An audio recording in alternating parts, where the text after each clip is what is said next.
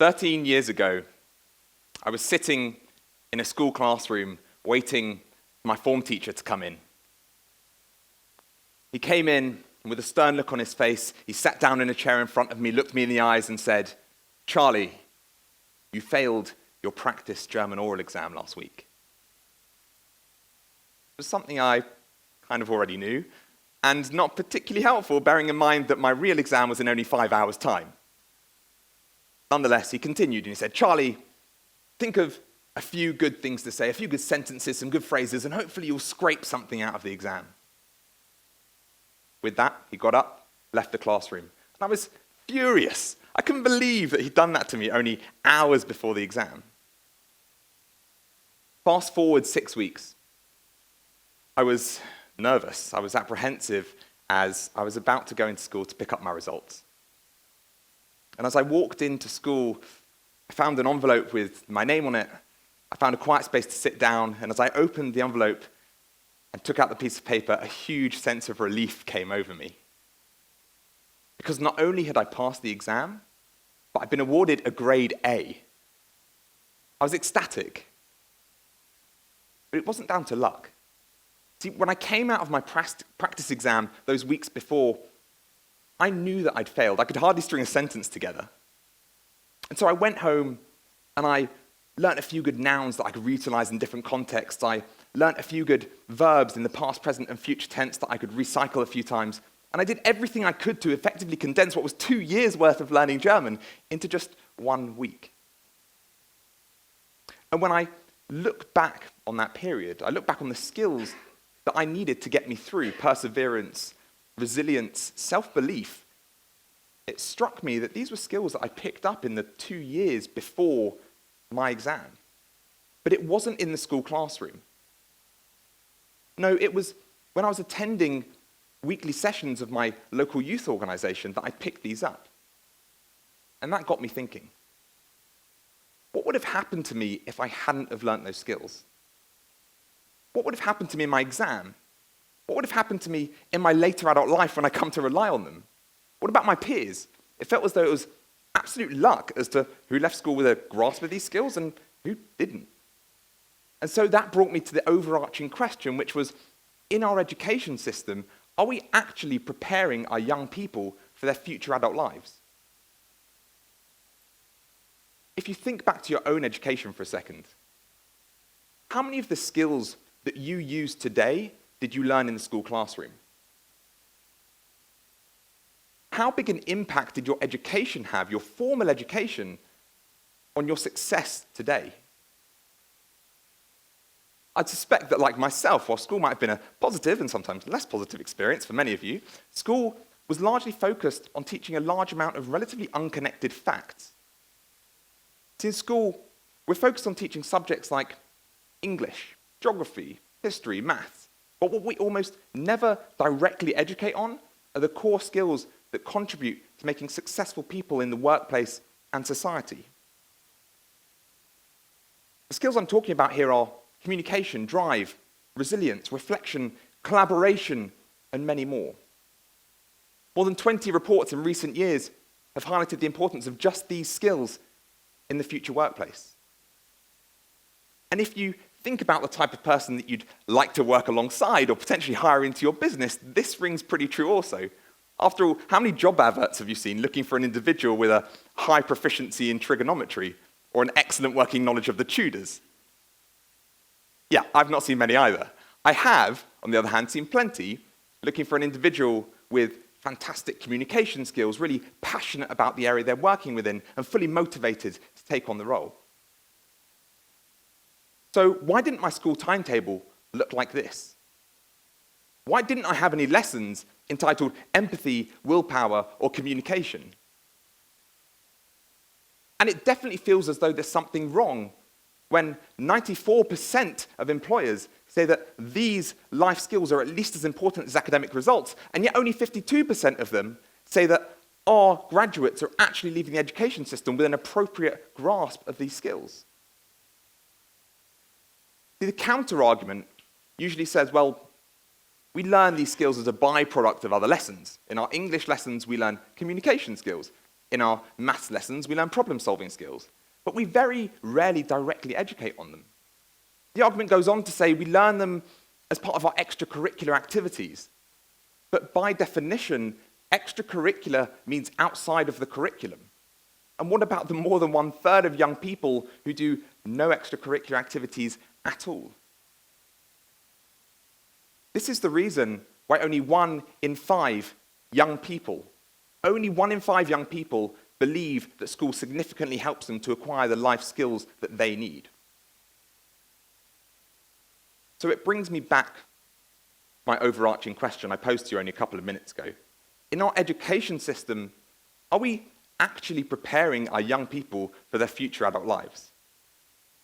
And the answer seems pretty clear to me that no, we're absolutely not. But we can. Over more than the last decade, I've spent thousands of hours teaching hundreds of young people to acquire these life skills.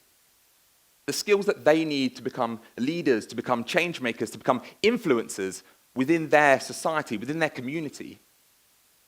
13 to 18-year-olds, our alumni have become parliamentarians and teachers. They've become CEOs of billion-pound businesses and charities alike. And it's no coincidence. And over thousands of hours facilitating these sessions, I've extracted what is effectively the formula of our success. And I've taken that formula and I've put it into a model. And it's a model that can be used to radically transform the future of our young people. It's a model that we can use to swing the pendulum of education from the lucky few towards all of our young people. And it's a model that I call LED. L. Life skills. We have to spend time every single week directly educating on these life skills. In our youth organizations, a weekly meeting could be spent looking at, for example, leadership. We might look at the core pillars of leadership, people who've embodied leadership before, and ways that we ourselves can emulate that. And this isn't difficult to put in schools. The Healthy Minds curriculum did this only a few years ago over a couple of year period. And it spent time every single week spending 1 or 2 sessions educating directly on these life skills. And the London School of Economics did a study of the Healthy Minds curriculum. And not only did it show improved physical health outcomes for those that took part, it showed increased quality time spent with family and even changed career aspirations. And it feels as though a focus on these life skills is more relevant now, today, than ever before due to the way that technology is impacting our lives. It's allowed us to be online 24/7, more connected than ever before, but also less present than ever before. We spend more time in the presence of family, but less time engaging with them. And with a huge increase in the amount of young people presenting with mental health issues, and what many teachers I've spoken to have described quite simply as a crisis, it feels as though a focus on compassion, on kindness, on empathy could be of immediate use right now to our young people, and not just in their future adult lives. Environment. Albert Einstein once said, "I never teach my pupils. I only attempt to create the conditions in which they can learn." When we create an environment that's conducive to learning, that's when true learning occurs. In our youth organizations, we create an environment that our young people want to come back to over and over again, week after week through choice. And we do that in a couple of ways. Firstly, we create a positive psychological environment. We do that by encouraging, by praising, by rewarding our young people every time they attempt something, every time they try something, every time they push themselves outside of their comfort zone, even if they fail. And in addition to creating that positive psychological environment, we create a positive physical one too. See, it doesn't make any sense that when we're young, we end up in a classroom that's bright, that's airy, that's full of stimuli around the room, that's collaborative. And yet, as we move through our education, our classroom becomes progressively more dull, more rigid, more grey. In youth organizations, we understand this, and so we create environments that are conducive to learning, conducive to creativity. And in addition to that, we make sure that we encourage movement in every single session, because movement has been shown not only recently to enhance memory and thinking skills, but a recent Stanford experiment showed that walking in any environment can boost creativity by up to 60%. That means if we get our young people up, walking around the classroom, in their English lesson, in their maths lesson, in their geography lesson, we can potentially change lives. I think that's a pretty quick win. D, democracy. We have to create a classroom that's democratic and not one of a dictatorship.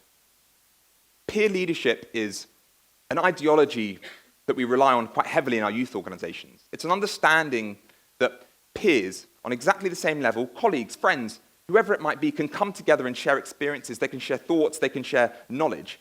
And at the same time as imparting that knowledge, they learn what it means, the difficulties, the nuances to be an educator, to be a leader. 13, 14, 15-year-olds coming together and sharing something that they've recently learned, something that they're passionate about, something they've just gone out and researched. And again, the translation of this into schools isn't that hard. Why don't we get our 16-year-olds teaching our 14 or 15-year-olds something in their curriculum? At the same time as our 14 and 15-year-olds learning what they need to learn, our 16-year-olds are revising and recapping that material, and more than that, they're learning what it means to be an effective educator, an effective leader. Because when we treat our young people as educators, they behave like them. And I had to do exactly this. When I was 16, over a 2-day trip away, I had to spend a couple of sessions running programs for my peers. Big group, about 50 of my peers. And at the end of each of those sessions, we did feedback. We always do feedback at the end of each session. And that feedback wasn't always great. In fact, it was probably sometimes less than great. It was sometimes a failure. But it was understanding how to deal with that failure and how to push on from that failure that put me in a fantastic position when it came to my German oral exam and countless times throughout my later adult life. And you can start to see the application of this to the workplace too. Because when you've run a session, a program for hundreds of your peers, suddenly going into the workplace and running an educational session for 6 of your colleagues or running a feedback session for your boss just doesn't seem very daunting anymore. It's a focus on LED, life skills, environment, and democracy that allows us to achieve something special. If we can make sure we spend time every single week focusing on teaching life skills in an environment that's conducive to learning and with a mindset that's both democratic and collaborative, that's when we can start to transform the lives of our young people. And so my ask of you today is this. If you're a teacher, a parent, an educator, anyone responsible for the development of our young people, ask yourself the question, how can we make sure that our young people are prepared for their future adult lives? And if you don't fall into one of those buckets, find a friend, find a colleague, find a family member who does, and ask them the question, how can we make sure that the education of all of our young people can be defined as an absolute triumph? If we do this, then we really can guarantee the future of our youth. If we do this, then we can democratize success, achievement, and prosperity. And we can make sure that all of our youth have a complete education rather than simply leaving it to luck. Thank you.